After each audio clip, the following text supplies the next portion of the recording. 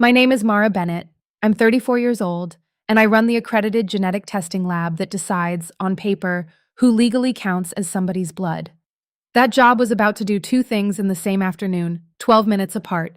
First, it was going to let me say four words to my father in front of 150 guests and a trust attorney, four words I never thought I'd get the chance to say out loud. And second, without me touching a single document, it was going to make my own lab's official portal tell everyone under that tent exactly whose name had been forged onto a report that was never supposed to see daylight. My stepbrother didn't know that portal existed yet. Neither did I, standing at the edge of that lawn in my black dress, exactly how far he'd gone to make sure nobody ever checked it. Welcome back to her final chapter, where every story starts with silence and ends with power. If you've ever been the one person in your family accused of always needing proof, this one's for you. Drop a comment, hit subscribe, and let's get into it. 4 weeks before that afternoon, I was just a woman standing in a hallway of glass-walled labs, staring at a voicemail I hadn't returned in 6 years. I'm the lab director at Helix Diagnostics, a CLIA-accredited genetic testing facility outside Denver. We do the quiet, unglamorous work nobody thinks about until they need it.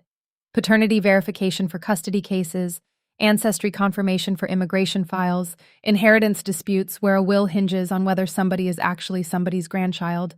Judges accept our reports without a second look. That took me 11 years to build. I got here doing intake work on weekends in college, running cheek swabs through a centrifuge at a lab 3 blocks from campus, memorizing chain of custody protocol the way other 20-year-olds memorized song lyrics.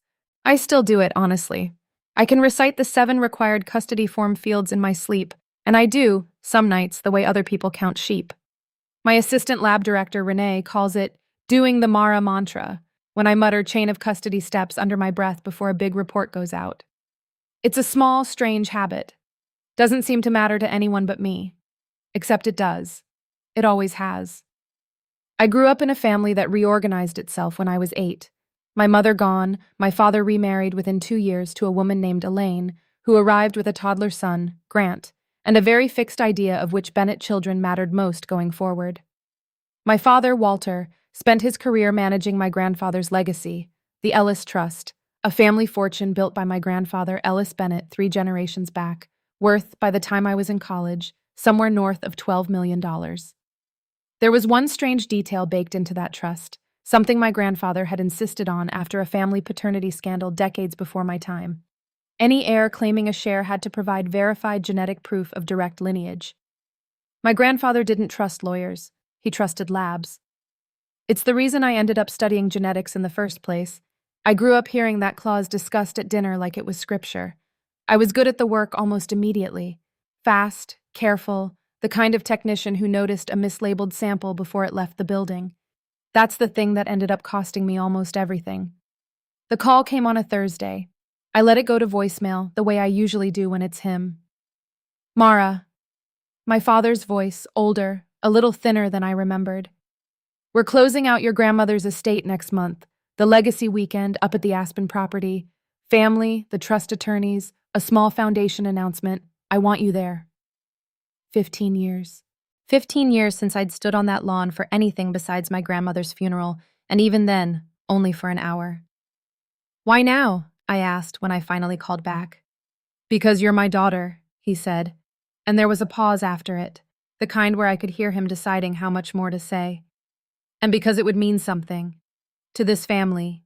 To me. We just need everyone there together. Officially. A small laugh, meant to sound casual. Just make it official, Mara. I should tell you now. There's a phrase in this story. 5 words. My stepmother, Elaine, has used some version of it on me since I was 21, every time I brought her something true and inconvenient. You always need proof of everything. I didn't hear that exact version on the call, but I heard its cousin, dressed up as an invitation, and some old part of me went very still. I'll think about it, I told my father. Don't think too long, he said. Grant's coordinating the weekend with the trust office. He'll have someone send you the details. I sat in my car in the lab parking lot for a long time afterward, staring at a cheek swab kit sitting in the console, the same kind I'd used the day everything fell apart 15 years ago. 15 years of being the Bennett who was never quite official, and now, out of nowhere, an invitation with my grandfather's old phrase stitched right into it. I already suspected, in the part of me that still wanted to believe him, that this had a reason attached to it. I just didn't know the reason yet. Here's what actually happened back when I was 21, doing weekend intake at Cedar Grove Labs, 3 years before Helix even existed. My grandfather had banked his own genetic sample decades earlier, after a heart scare, the way a lot of wealthy men of his generation did. A little insurance against exactly the kind of dispute his trust clause was designed to prevent. When Grant turned 6, as part of routine trust paperwork nobody thought twice about, his childhood sample got run for comparison, mostly as a formality.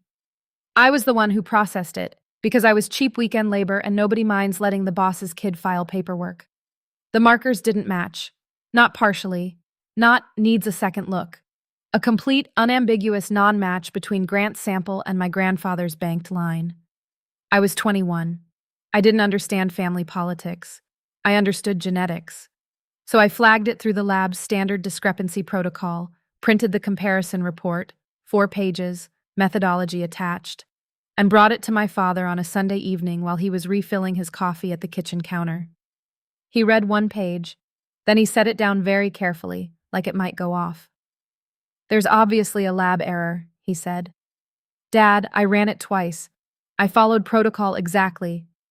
You've always needed proof of everything, Mara," he said. Not cruelly. That's what made it worse. "You get fixated. Your mother was the same. She'd worry a detail until it stopped being useful information and started being a weapon." Elaine came into the kitchen 20 minutes later. She read the report standing up, set it on the counter without sitting down, and said the phrase for the first time, in full. "You always need proof of everything, Mara. Not everything needs your microscope." Within a month, I was quietly moved off any lab work involving family samples to avoid conflicts of interest. Within a year, Grant, 9 at the time, was the undisputed center of every family gathering, and I was the daughter who'd tried to make trouble the summer she turned 21. Within 3 years, my father stopped mentioning the discrepancy report existed at all. Within 5 years, I stopped being invited to Thanksgiving. I want to be fair to my father, because he wasn't cruel by nature. He was a man managing his own father's legacy, married to a woman who'd rebuilt his household after his first marriage collapsed, and he could not afford, not financially, not emotionally, to entertain the possibility that his wife's 6-year-old son wasn't who everyone believed him to be. It was easier to believe his difficult daughter had made a mistake, or worse, made trouble on purpose. I've seen that exact calculation in 100 clients since. I never expected to be the one it landed on. Here's the part I don't say out loud very often. I kept that discrepancy report. 4 pages, my handwriting in the margins, filed in a drawer in my own office where clients never see it. And some nights, not many but some, I still wonder what it would feel like if my father called and the first thing out of his mouth was, "I should have read all 4 pages. Not because I need Grant to be anything other than what he's always been to me, a little brother, genuinely, whatever the paperwork says. Because there's a stubborn 21-year-old part of me still standing at that kitchen counter, still hoping someone will pick the report back up and actually finish it. That's the part that said yes to the legacy weekend. "You are not seriously going," Renee said, leaning in my office doorway with 2 coffees, sliding one across my desk the way she does when she already knows she's going to lose the argument. "I am. Mara, they shut you out of a family for finding a non-match when you were 21. You think 15 years and a $12 million trust closing later, the math got more honest? I think I want to see it for myself. That's not a reason. That's an old wound with a plane ticket." Renee sat down across from me, and her voice dropped into the register she uses when she's done joking. "You've spent your whole career teaching other people to trust evidence over emotion. Don't let one phone call where your dad said the word daughter talk you out of your own training." I didn't have a good answer for her. I went anyway.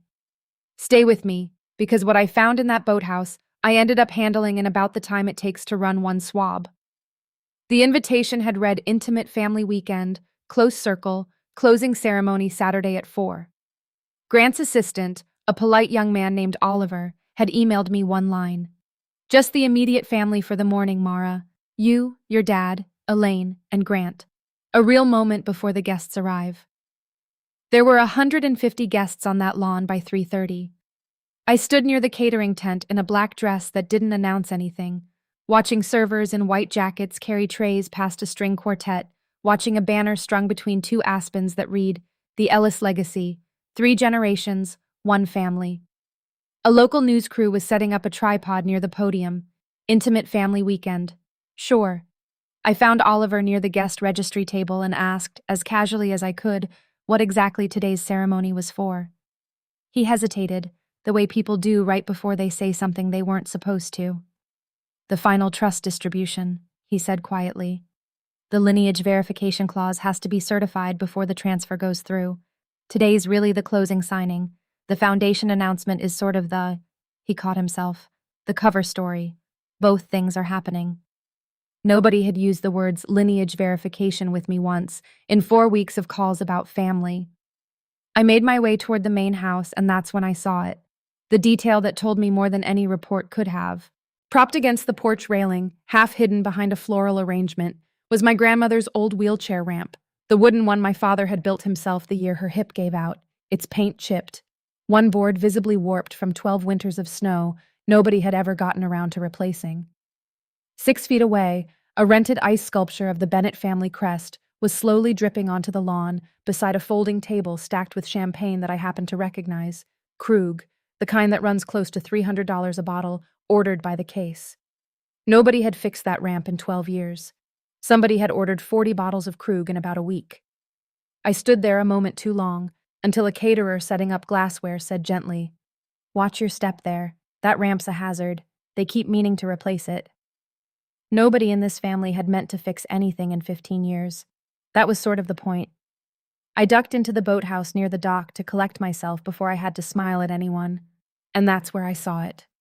Grant's laptop, open on the boathouse's built-in desk, unlocked, screen glowing on an email draft to the trust attorney's office, a PDF attachment already open behind it. I want to be honest with you. I didn't go looking. I've built a career on the principle that you never go looking uninvited. But it was open, on a desk in a room with the door ajar, 12 feet from 150 guests, about to watch a lineage certification get signed, and the attachment's header read, "Helix Diagnostics, Certified Lineage Report, G. Bennett." I glanced once toward the door. Nobody was near. I looked at the screen for 9 seconds. That's all it took. It was my lab's letterhead, my lab's report format, a Kielaya accreditation number that wasn't ours, and at the bottom, a signature block reading Mara Bennett, lab director, in a signature that was not, under any circumstance, mine. I have seen forged lab documentation before in 6 other cases, always for the same reason. Someone needed a result that the real testing wouldn't give them, on a deadline the real process couldn't meet. My hands went cold, and underneath the cold, something close to vindication. The strange, sick relief of finally holding proof of the thing you were called dramatic for suspecting. I stepped back from the desk like it had turned hot. That's when Elaine found me in the boathouse doorway. "There you are." Her smile had teeth and no warmth behind it. "The photographer's waiting for the family portrait. Try to look a little less—" She gestured at all of me. "Clinical, Mara. Today isn't the day." Brick number 1. At the family photo, 5 minutes later, under lights bright enough to feel on my skin, Grant leaned toward me while the photographer adjusted the tripod and murmured, just for me, "Still running your little tests, Mara? Some of us actually inherited something real." Brick number 2. And when my father put an arm around my shoulder for the photo, stiff, unpracticed, Elaine leaned in on his other side and said loud enough for the photographer and 2 nearby trust officers to hear, laughing like it was charming, "Our Mara's always had a flair for turning family moments into science experiments. Comes from her mother's side." Brick number 3, the phrase's cousin, dressed up sideways as affection. The real thing came 20 minutes later, when the string quartet paused between sets, and I pulled my father aside, alone, near the boathouse, and asked him, quietly, carefully, the way you'd diffuse something, whether he'd personally reviewed the lineage report that was about to be signed. His face changed, just slightly, enough that I understood he already had a bad feeling he'd been managing rather than facing. Elaine appeared at his elbow, the way she always does. Walter, the attorneys are ready. Then, to me, quiet and sharp, you always need proof of everything, Mara. Today, of all days. Second time, aimed straight at me, in front of witnesses. I looked at my father's face and understood, completely, that he was about to ask me for something I was never going to be able to give him. The quartet stopped. My father walked to the podium under the banner, applause rippling across the lawn, the local news camera's red light blinking on beside him. He thanked the trust attorneys. He thanked the foundation board. He thanked Elaine for 26 years of holding this family together, and Grant for carrying my father's legacy into its next generation. Then, with a warmth in his voice I hadn't heard directed at me since I was a child, he said my name. And I want to thank my daughter, Mara. Many of you know she runs one of the most respected genetic testing labs in the state. A ripple of polite, impressed nodding moved through the crowd. Mara, would you join me up here? I walked up because 150 people were watching, and there was no version of that lawn where I didn't. My father put a hand on my shoulder, faced the crowd, and smiled the smile he uses when he's closing something. As some of you preparing today's filing know, having a licensed lab director in the family who's reviewed the lineage documentation gives everyone here real confidence heading into the transfer. He turned to me, still smiling, and lowered his voice just slightly. Pitched for me, for the attorneys, for anyone paying close attention. Mara, just say a few words. Tell everyone the report checks out. Just make it official, Mara. Just make it official. The third time. Not from Elaine's mouth this time. From his. I let the silence sit. 1 second, 2, 3, 4. 5 full seconds of silence on that lawn, 150 people, my father's hand still on my shoulder, the news camera's light still blinking, Elaine's smile frozen in the front row, Grant's jaw tight beside her. 5 seconds is a long time outdoors, in daylight, with a camera rolling. I've learned, across 11 expert witness hearings, that it's exactly long enough for a crowd to start listening on its own. I can't do that, I said, and I think you already know why. My father's smile didn't fully leave his face. It just stopped reaching anywhere behind it. Mara, I found something today, I said, keeping my voice level, the register I use in a deposition, the one that hasn't shaken in 11 years. Not because I went looking, because it was left open on a desk 12 feet from where we're standing. I held up my phone. Earlier, in the boathouse, before I'd stepped back from that laptop, I'd done the one thing my training tells me to always do the second I see something like that. I documented it. 3 photographs, time-stamped, taken from a lawful vantage point of a screen someone else had chosen to leave open, in a room with the door ajar. This report, I said, carries my lab's letterhead, my lab's format, and a signature reading my name. I did not run this test. I did not sign this report. And the accreditation number printed on it doesn't belong to Helix Diagnostics. It belongs to a lab that closed in 2019. The lawn did not gasp the way it does in movies. It did something quieter and worse. It went completely still, 150 people and 1 news camera suddenly doing the math on what they were watching. Grant had come up beside the podium now, his face gray, reaching for something to say. That's an internal draft. That's not the final version. That's just a placeholder while we waited on. Then you won't mind, I said, still calm, if I pull up the actual result live. He reached for my phone. I stepped back. He tried again, and this time Oliver, standing near the AV cart with his clipboard, watching all of this with his mouth slightly open, instinctively moved to block him, and Grant caught the podium microphone stand instead, sending it screeching sideways across the platform in front of the exact camera crew, filming his family's legacy announcement. Cut the feed, Elaine snapped toward the news crew, her composure breaking for the first time all afternoon. Turn that off right now. But it didn't matter, because I had already done the other thing my training requires the moment I discover falsified lab documentation being used to defraud a legal proceeding. At 1:15 that afternoon, before the ceremony even began, from the guest parking area, I had logged the 3 time-stamped photographs and a formal notice of suspected forgery through Helix's own compliance channel, copying the trust's attorney of record and, because I am a licensed lab director bound by state reporting law, the Colorado Department of Public Health's Laboratory Oversight Office. It wasn't a scene I built on that podium. It was a process I'd already set in motion 2 hours earlier, quietly, procedurally, the way real accountability actually moves. And the lawn simply happened to be where everyone found out about it together. I turned my phone screen toward the trust attorney standing at the edge of the platform and pulled up Helix's real, certified client portal, live, in front of everyone. This is the actual current status of Grant's verification request, I said. It's marked incomplete. No sample from this family has been processed by my lab in 15 years. You can cut the feed, I said, to Elaine, to the lawn, to my father still standing beside me with his hand no longer on my shoulder. It won't undo the report that already went to the health department 2 hours ago. My father turned to look at me, and there was something in his face I had waited 15 years to see and never once let myself expect. Not anger, not embarrassment. Fear. Real fear, the kind that finally understands the ground has already moved. "Why didn't you bring this to me first?" he said, quiet, almost to himself. Privately. "I did," I said. "I was 21 years old and I brought you 4 pages on a Sunday evening. You told me I always needed proof of everything."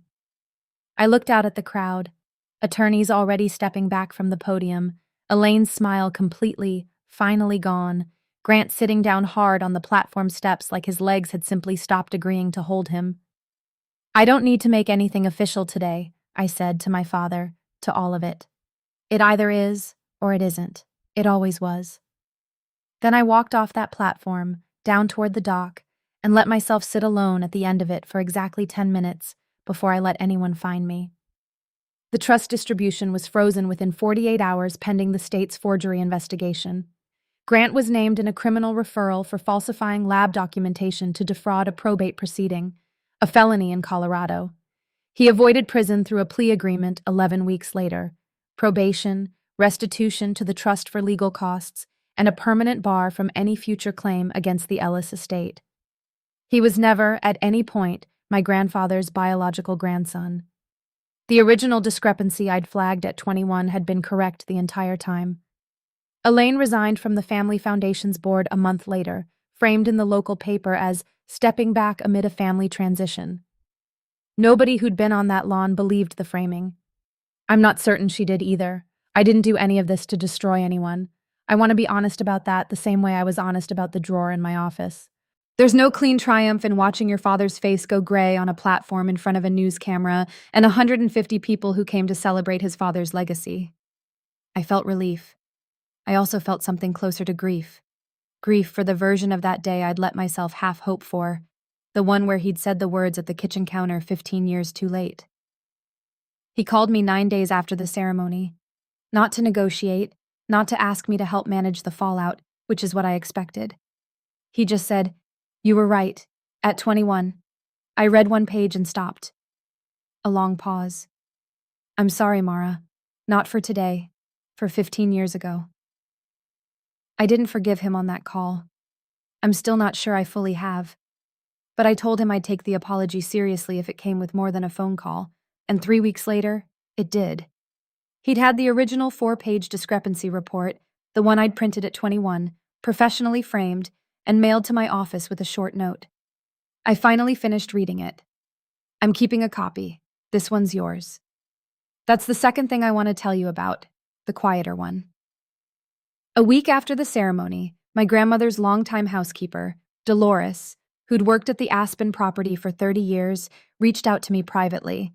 She said she'd cleaned out my grandmother's nightstand and found something she thought I should have, a small velvet box holding my grandfather's original banked sample kit from decades earlier, the very one my grandmother had insisted he never let anyone destroy, along with a note in my grandmother's handwriting, dated years before her death.